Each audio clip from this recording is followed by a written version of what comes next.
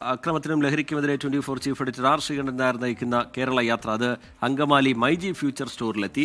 മലയാളിയുടെ ഗാഡ്ജറ്റ് ഗൃഹോപകരണ വിപണിയുടെ ദിശ തന്നെ മാറ്റിമറിച്ച മൈജി ഫ്യൂച്ചറിൽ ഊഷ്മള വരവേൽപ്പാണ് SKN40ക്ക് ലഭിച്ചത്. എറണാകുളം ജില്ലയിലെ SKN40യുടെ അവസാന ദിന പര്യടനമായിരുന്നു ഇന്ന്.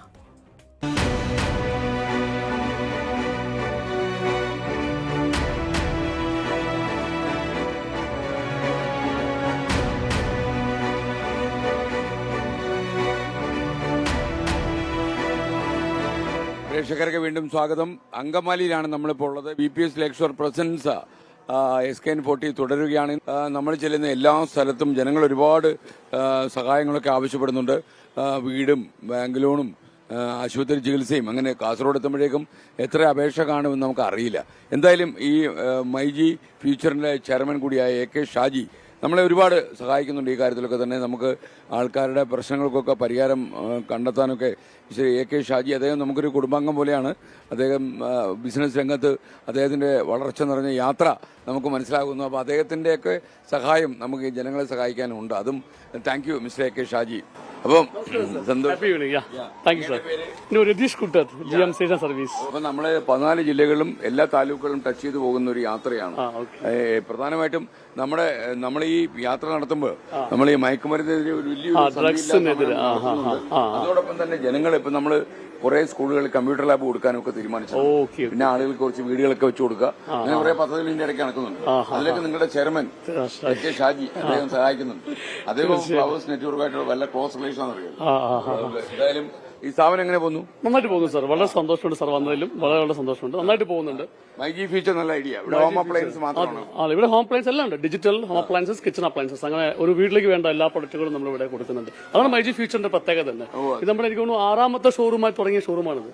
2022 മാർച്ച് 19 ഈ ഷോറൂം തുടങ്ങുന്നത്. ഇന്നിപ്പോ 41 ഷോറൂമായി.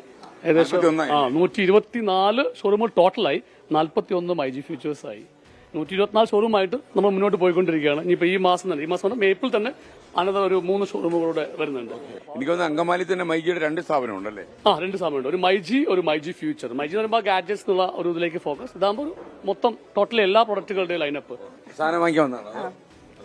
എന്ത് സാധനം വാങ്ങാൻ പോകുന്നത്? ഓ, എന്താ പേര്? വീട് എവിടെയാ? അടുത്ത അങ്കമാലി. ഹലോ, നമസ്കാരം. സുഖാണല്ലോ? സുഖാണ്. എന്താ പേര്? അങ്ങയുടെ ദേവസുകുട്ടി പാർക്കിയ. ദേവസുകുട്ടി പാർക്കിയ. ദേവസുകുട്ടിയാ? Okay, thank you. സന്തോഷം. നമുക്ക് 2 ഫ്ലോറാണോ? 2 ഫ്ലോറാണ്. അപ്പൊ നമുക്ക് ആ ഫ്ലോറോടെ നോക്കിയിട്ട് നമുക്ക് പോകാൻ തോന്നുന്നു അല്ലേ? ഒരു ക്യാമ്പയിൻ നടന്നുകൊണ്ടിരിക്കുകയാണ്. Take it easy policy.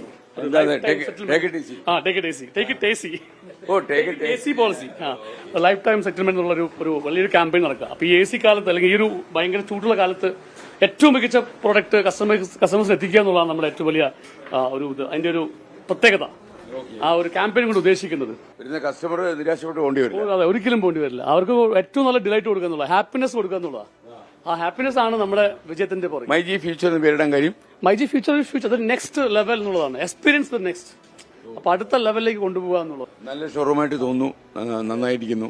എന്തായാലും നമ്മുടെ കുടുംബാംഗം കൂടിയാണ് AK ഷാജി. അതുകൊണ്ട് തന്നെ അപ്പോൾ അദ്ദേഹത്തിന്റെ സ്ഥാപനങ്ങളൊക്കെ ഏത് തുടങ്ങിയാലും അദ്ദേഹം ഒരുപാട് നന്നാക്കുന്നുണ്ട്. അതും സന്തോഷം.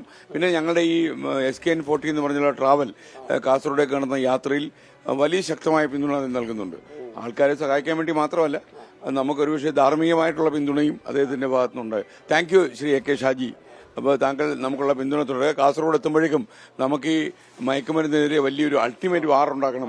കാര്യം ഇപ്പം കേൾക്കുന്നുണ്ടല്ലോ, കേരളത്തിൽ ഒരുപാട് റേഡിയോ ഒക്കെ നടക്കുന്നുണ്ട്.